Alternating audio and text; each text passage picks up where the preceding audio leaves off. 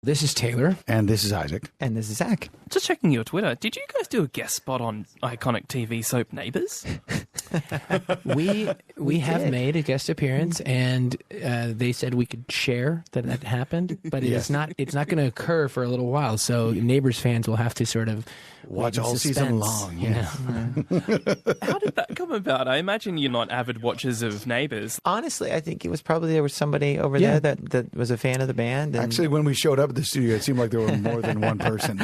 So it's kind of it's kind of strange. We're not actors, but when you get a chance to kind of be a part of pop culture, and obviously that has a long history of huge show. It's kind of fun to just sit in and play that part for a minute.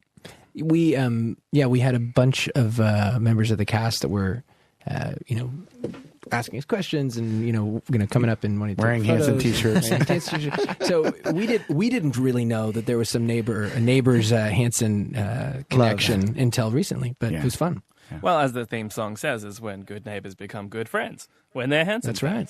That could be a new theme song addition. When good neighbors become good friends, they end up sleeping with their uncles, brothers, cousins, boyfriends. Exactly. Which happens to be a member of Hanson, apparently. Exactly. Yeah, you'll just have to wait and see. Did Hanson really act, or did they just play some music? Who knows? Yeah. I cannot wait to find out. That's not the only reason you're here, though. Certainly not the main one. Your last tour was off the back of a big anniversary. You've done so much with the traditional album cycle over your career. So now, was the String Theory Symphony project one from the personal bucket list just before, work with Paul McCartney, perform in space? Right. Well, Definitely. it is from the bucket list, and one of the things that we talk about is we're partly here this many years later, and we've been a band for now over 25 years, and we feel like we're here because we've continued to do things we're interested in, excited about, genuinely, and then you sort of hope that others are as well. And after the 25-year anniversary, we really doubled down on, okay, what is the bucket list? What's a great story? What's something that makes us excited more than ever? And we talked about working with symphonies as sort of a just a big possibility for years. And so we went after it. We went and spent actually a better part of 2 years, working on it, developing the plan, figuring out what it would actually be, finding a great collaborator in David Campbell, who's extraordinary, and bringing it to fruition. Lots of people do symphony albums, most of them live, though. Why was it important for you guys to do a studio album version first? I think that the real reason why we wanted to do the record as well as the shows is because, for one, it is a bucket list thing. It's something you never know if you'll do it again. And we felt like having the, shall we say, the most accurate, the best possible version of this thing that we spent, years working on was an incredibly important thing for your career. You wanted for people to go, it's in the discography. Yeah, exactly. It's in the discography. It's like 5 years from now, when some new fan, discovers Hanson, or some longtime fan goes, "Oh, did you hear that they did that symphony project?" You want them to have something that they can really reference and that they can listen to over and over and over again. That isn't maybe, even though the live stuff can be really, really fun and really cool. And in fact, actually, we've definitely kind of lamented a little bit the fact that sometimes things about the live show are even more exciting than the actual record, because you have several thousand people excited to listen to it at the same time. I think another thing about this project, after doing it, and part of the process of figuring out how we were going to approach it was also talking to friends, right? We asked Ben Folds, how has this been for you? What should we expect? Yeah. We asked our friend Chris Caraba. He went to one of our we do these island retreats, and he came and he was like, "Well, I did it this way," and so for us, I think, unlike some other artists, we did not pick the greatest hits of Hanson. That is not what this project is. It's something that was all about stories. It was all about telling almost the Hanson ethos in an arc, more like a musical. And so when you take that approach and you think about it that way, it's not about an event. It's about an idea. And so preserving that as a studio album with the most pristine version of the strings, with the perfect vocal performance, that seemed more like the spirit of what we wanted people to remember. Not that they were in this place at this time, right? But that kind of way of looking at the world and way of getting through the daily struggles and the relationships was captured kind of for generations. Really, what you're saying is we're thinking of it as well as a new work. Yeah, that was important. That was really It's not important. simply a summary with strings. It really is, okay, we're doing a new record. And so we thought of it that way. We thought of the album as important as the show. And I guess if you're looking at it from one-piece narrative point of view, you're looking at those tracks, as you said, not as the greatest hits, but lyrically, what in each, lyrical set from each song made it one of the tracks off this record? Well, basically the story is one of aspiration, struggle, and it's ultimately sort of fortitude through that struggle. And in the final sort of conclusion of it is this character that has gone through this entire story, sort of coming to terms with the reality of reaching for something, believing in a big dream requires struggle and challenge and pain.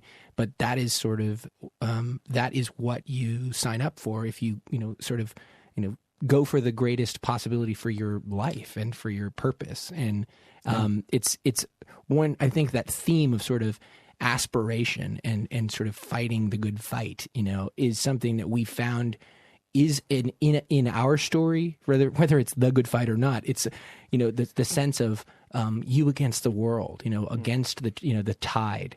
And that was something we felt like we could weave.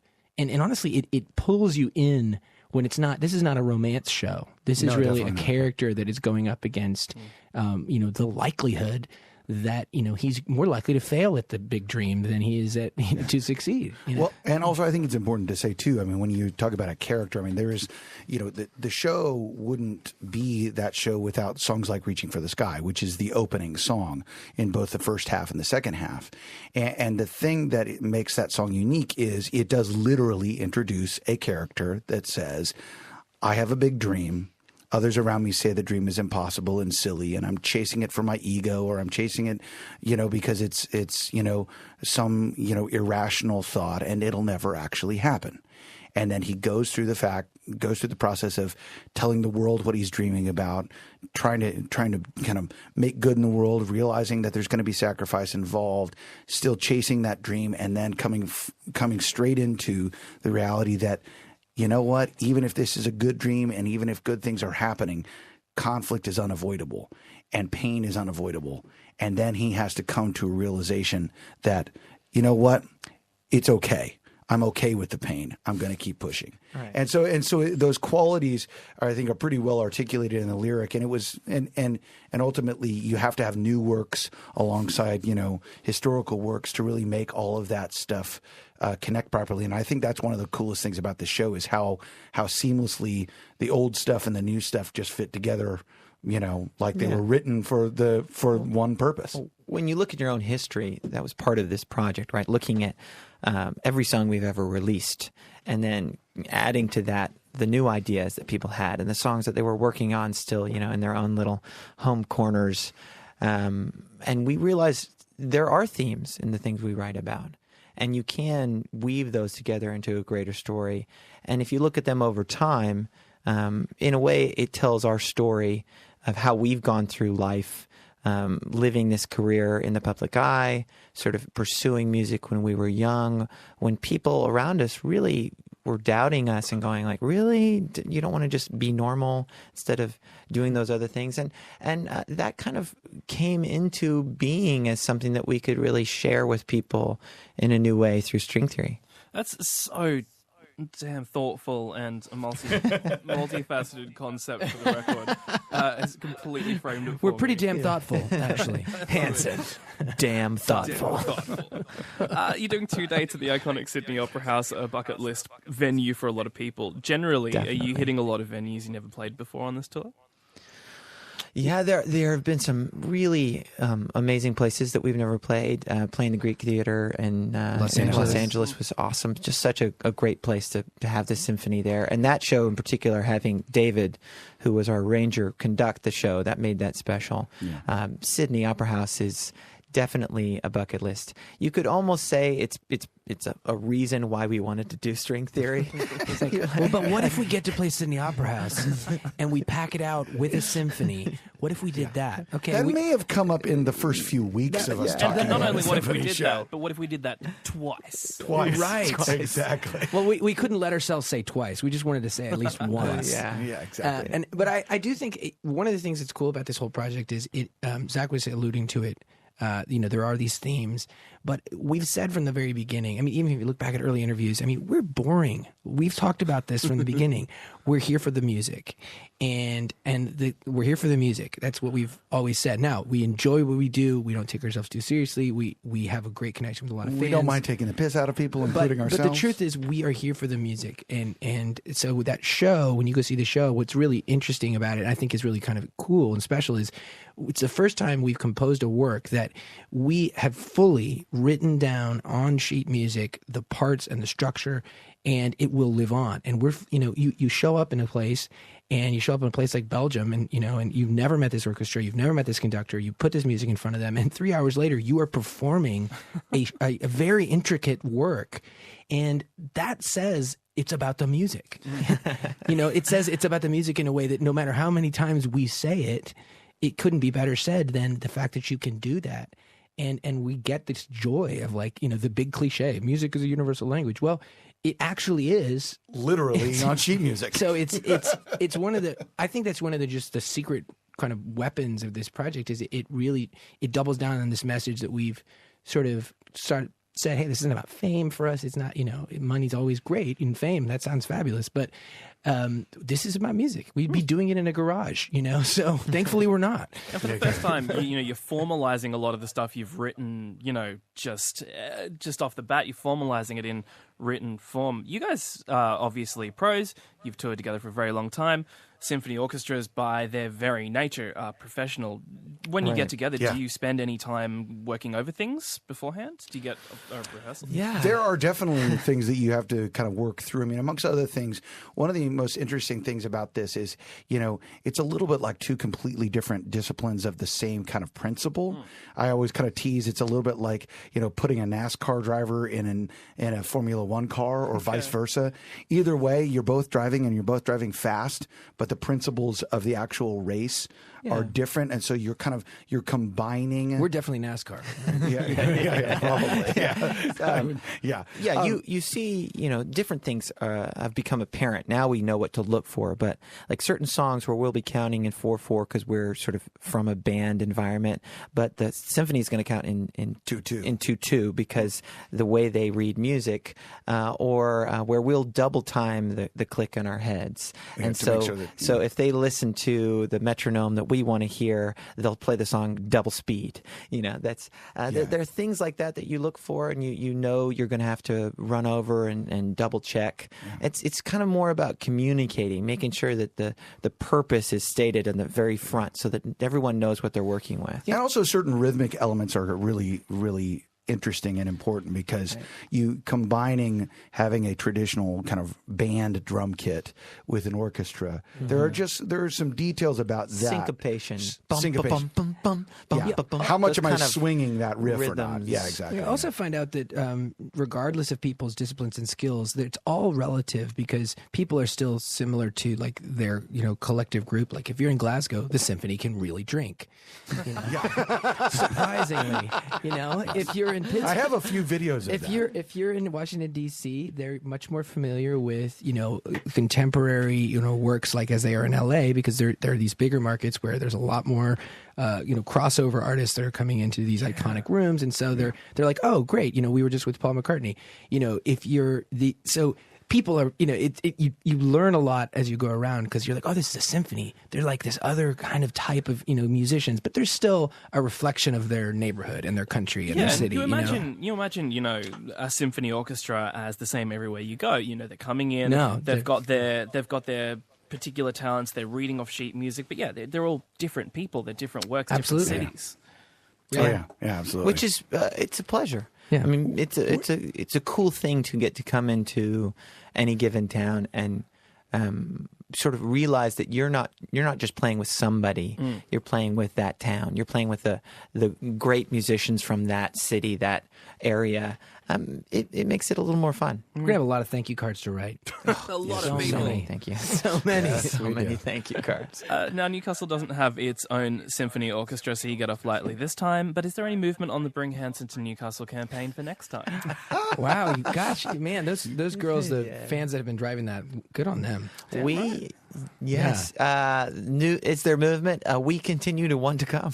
It's not there yet. That is true. We continue to want to come. So what's great for us is the last 5 years we've had, I think, 3 tours in Australia, which is a huge improvement for getting to come here more often. And so I think the next tour that doesn't involve symphonies, we definitely need to make Newcastle happen. Unfortunately, the nature of string theory actually has been that we've been limited in our opportunities to come to as many cities as we would have, liked to in certain cases, just because of the nature of a symphony orchestra and so on has, it makes it a little more logistically hopefully, complex. people come down to Sydney and watch us there, and now we can make plans for next time. Absolutely, and I'll be down for the shows next week. But at least if you finally do get to Newcastle on the next tour, you can stop getting asked this question by a number of people from around this area.